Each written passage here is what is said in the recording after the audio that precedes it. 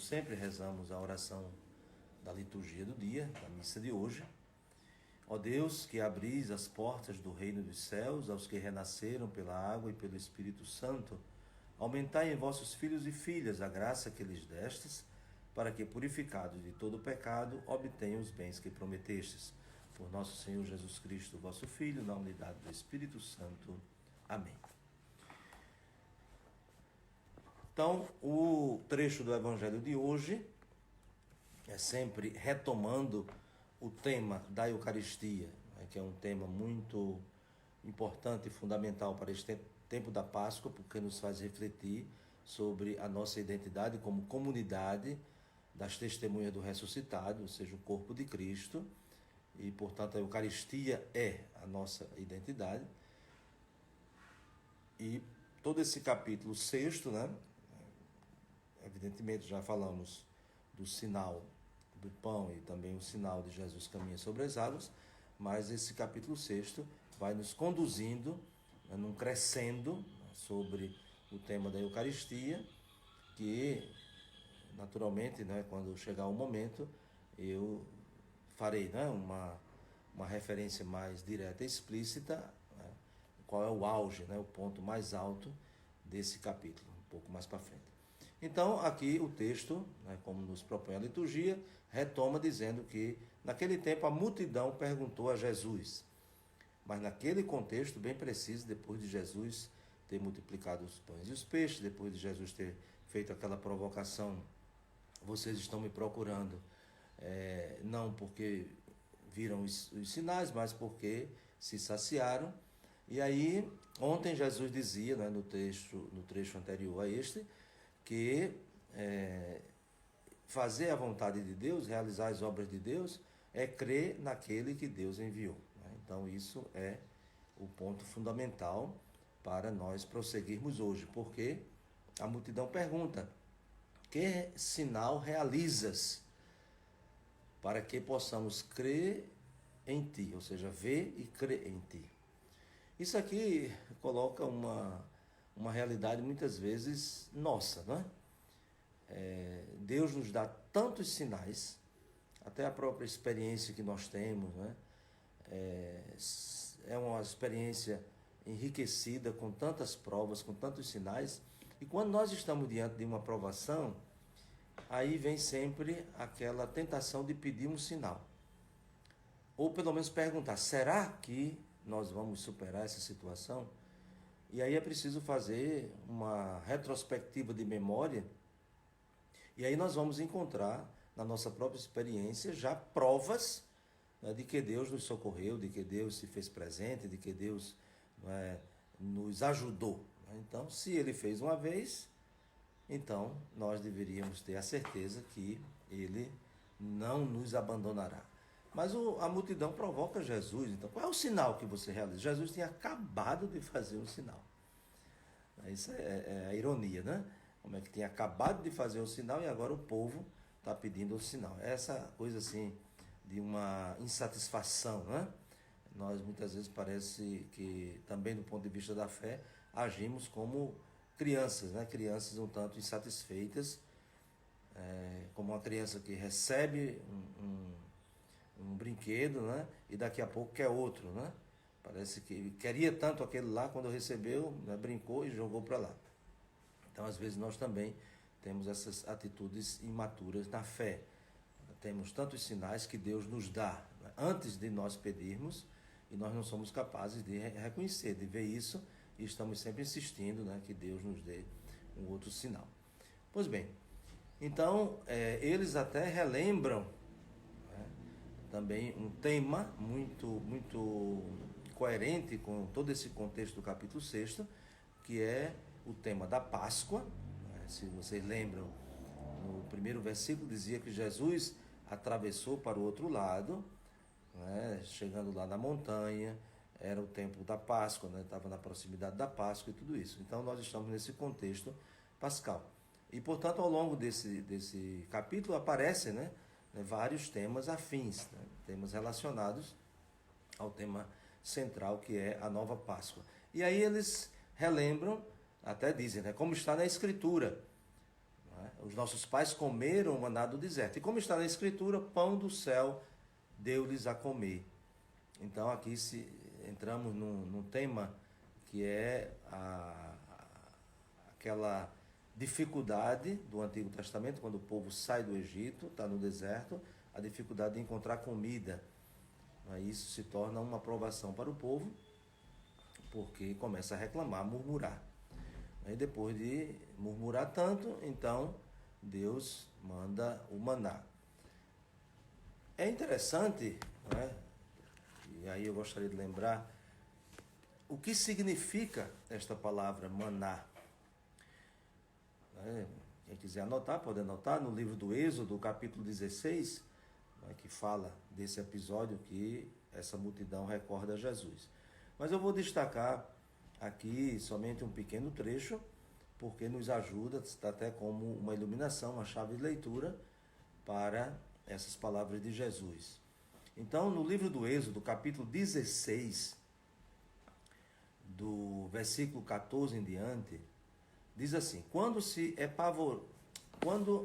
evaporou a camada de orvalho que caíra, apareceu na superfície do deserto uma coisa miúda, granulosa, fina como a geada sobre a terra.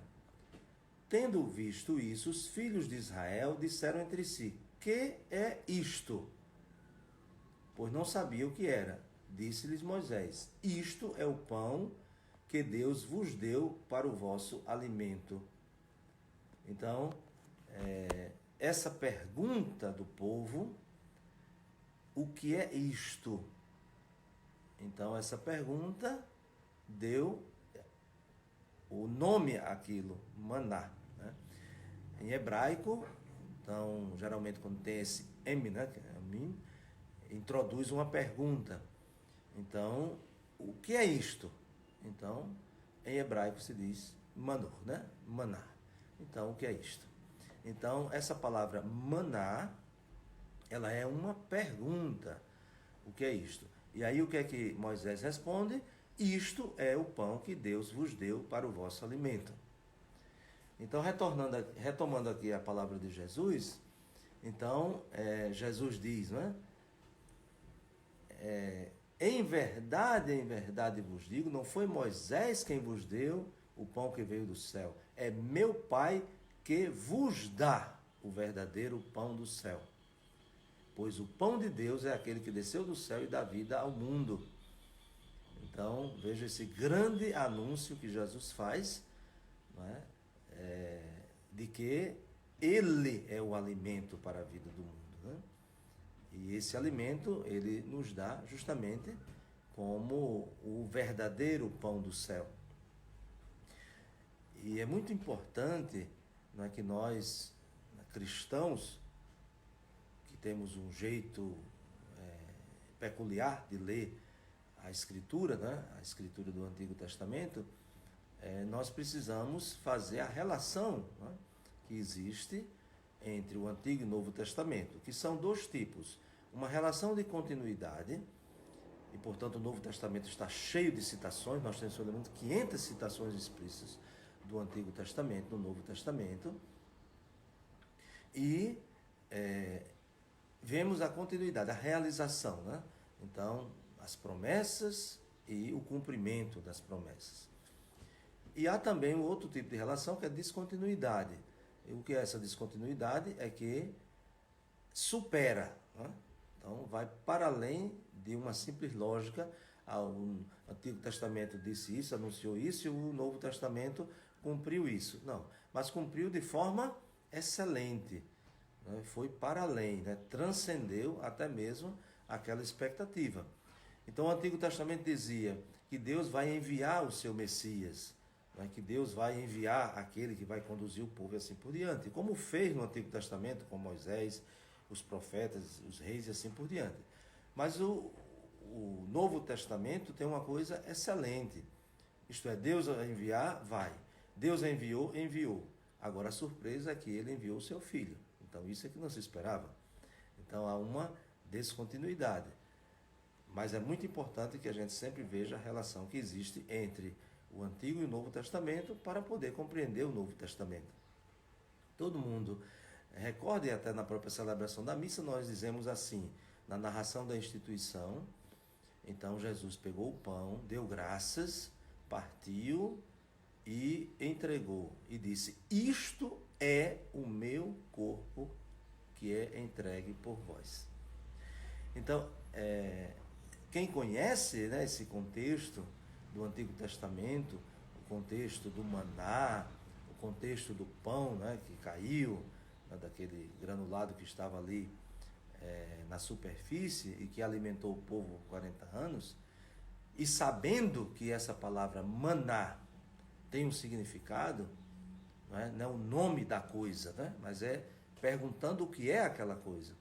Então vejam que coisa tão significativa e tão coerente, né? Então a pergunta do Antigo Testamento, o que é isto? Que Moisés diz, é o pão que Deus vos dá, ela só é respondida por Jesus.